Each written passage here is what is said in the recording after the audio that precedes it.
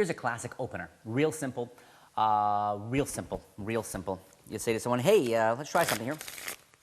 Go ahead, name a card. They say six of spades. You go, okay, six of spades, six of spades. You go, wait a second, rather than me getting the six of spades, why don't we try to find it with some magic, okay? Go ahead, wave your hand over there. They do, and of course, the six of spades on top. Very simple. Of course, you can just cut the cards. You can cull the cards, depending on how, I guess, how brave or brazen you can be. All I did, they name any card. You go through the cards as if you're looking for the card. Let's say it's going to be the six of diamonds this time. I go through, and as soon as I spot the six of diamonds, which is right here, I'm going to either break the cards right there and go, wait a second. And the hands mirror each other. I go, wait a second. Why are we actually looking for the card? We should try to find the card with magic. Now, if you notice what I did is I broke the cards there, put down, and immediately gave the very casual double undercut. Some people would argue, well, why are you doing that? Is that only going to, because you don't want to just keep adding actions on top of actions. But there's part of me, I think, that feels a little guilty about this and think, oh, this might be a little too obvious, the cut. So when I immediately do a double undercut, I feel like I'm almost erasing any sense of controlling the situation, okay, and boom, then it comes up. If you, something that would handle, certainly withstand more heat is a cull, a straight up cull, okay, and this is more traditionally the way it's done as an opening effect. You go through, let's say it's going to be the ten of clubs. You go through, there's the ten of clubs, I pause, and now I'm going to lower my hands down, okay, so, and as I lower my hands down, I'm going to do the cull. So let's look at culling for a second.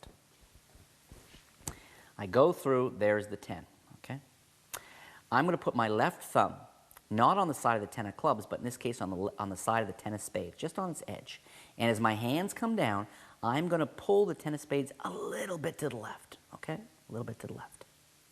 At the same time, my right fingertips are on the back of the ten of clubs, the named card. And they're going to pull it a little to the right, okay? So as I come down, this very large action, I come down, I go, wait a second, why are we looking for the cards? And I've pulled it far enough to the right so that I can now start feeding all the cards directly on top of the ten of clubs, all right? Performance speed, let's see, we're looking at the seven of hearts, okay? I say, let's try something, go ahead and name any card, and they say seven of hearts, I go seven of hearts, seven of hearts, seven. I say, wait a second, rather than us looking through the deck, why don't we use magic? Okay, so that's the performance speed. You come down and you pull. Then when you square up, of course, the card immediately goes on the top. This is the exposed view I'm giving you here. Typically, you would never go to that position. Straight on, flat. You want to go from this position down to that position. That's the best cover. One last point is when you're culling, if you want to give yourself a little bit more breathing room so that they don't see you don't want them to see this two of spades, and they see this corner up here. If you don't want that, something you can just do is when you spread through the cards, wiggle sort of front and back, jog them a bit. That'll give you, when you get to, say, the six of hearts up here, that'll give you, it means that you've got longer than a card, so that when you pull that beneath, there's less chance of flashing any corner underneath, okay? So yeah, now, cutting the cards is legit.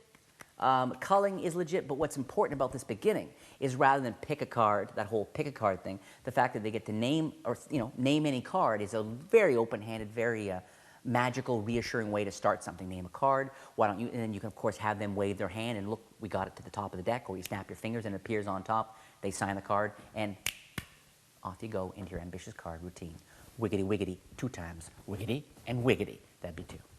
Loser! Sorry, there's one more detail I meant to mention. You can double lift, right? Cull the card at the top or cut at the top, whether you use a false cut or not on top of that, whatever. Notice that now you really don't need the false cut, because if you then say, if you've culled it or already controlled the card at the top, square up the pack, and then say, why don't we use some magic here? What do we have on top of the deck? And you do a double lift, okay? And the double lift immediately shows that's not the card they're thinking of. Then you have this perspective to wave their hand, or perhaps drop their pants and sit on the deck for a second, see what happens. They drop off the deck's a little warped now, smells a little different, but there it is, the card on top.